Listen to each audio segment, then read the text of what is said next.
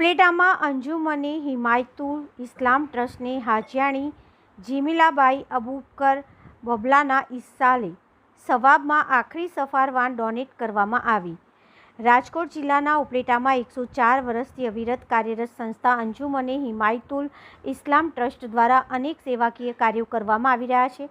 1921થી આ સંસ્થાની શરૂઆત થઈ ત્યારથી વિવિધ સેવાઓ ગરીબ પરિવારોને દવાઓ, મેડિકલ કેમ્પ, એમ્બ્યુલન્સ સેવા, મૈયતના કફન દફન સેવા, આંખોના મોતિયાના ઓપરેશન કરાવી આપવા જેવી દરેક સેવાકીય પ્રવૃત્તિમાં વર્ષોથી અવિરત સેવાઓ પૂરી પાડે છે। ત્યારે ફરી એકવાર ઉપલેટાના મુસ્લિમ સમાજમાં મૈયત માટે એક આખરી સફર વાનની સુવિધા ડોનર દ્વારા પૂરી પાડવામાં આવી હતી, જેમાં મરહૂમ જમીલાબાઈ બબલાના ઇસાલે સવાબને લઈ બબલા ફેમિલી દ્વારા ઉપલેટા અંજુમને ઇસ્લામ ટ્રસ્ટને આખરી સફર વાન અર્પણ કરવામાં આવી હતી, જે વાન ઉપલેટાના દરેક મુસ્લિમ સમાજના મૈયત માટે ફ્રી સેવા ઉપયોગ લેવામાં આવનાર છે અને જેનો તમામ ખર્ચ અંજુમને ઇસ્લામ ટ્રસ્ટ દ્વારા પૂરો પાડવામાં આવશે।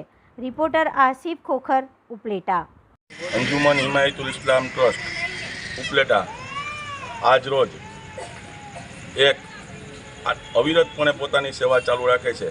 તેમાં આજે મૈયત માટે આખરી સફર નામના વાહનનું ઇબ્તેદા કરેલ છે। આ ઇબ્તેદા પીરે તરીકત મુનીર બાપુ કોડીનાર સાવરકુંડલાવાલા નાસ્તે કરવામાં આવેલ છે અને આ તકે આ 17 લાખ રૂપિયાનું જે વાહન જે ડોનર દ્વારા પ્રાપ્ત થયેલ છે તેનો પણ અમે ખરા હૃદયપૂર્વક આભાર વ્યક્ત કરીએ છીએ। આ સેવા છે જે પણ ઉપલેટાના તમામ મુસ્લિમ સમુદાયના લોકો જેમના ઘરે મૈયત થયું હોય તેઓ એક માત્ર ફોન કરશે તો તેમના ઘર આંગણે 10 મિનિટ પહેલાં વાહન આવી જશે અને કબ્રસ્તાનના ગેટ સુધી વાહન પહોંચાડી દેશે। આ એક સેવા ફ્રી સિબિલ્લા છે, એનો કોઈ ચાર્જ લેવામાં આવતો નથી। અંજુમન હિમાયતુલ ઇસ્લામ ટ્રસ્ટ છે મેડિકલ સેવા હોય, એમ્બ્યુલન્સ હોય, ગરીબ દર્દીઓ જેઓ દવા ખરીદી નથી શકતા તેના વિનામૂલ્યે દવા પણ આપે છે। દર વર્ષે મોતિયાના ફ્રી ઓફમાં ઓપરેશન પણ કરાવી આપે છે અને મૈયતના કફન અને દફન સુધીનો તમામ સામાન એકમાત્ર ફોનમાં મળી રહે એવી સુવિધા પૂરી પાડે છે।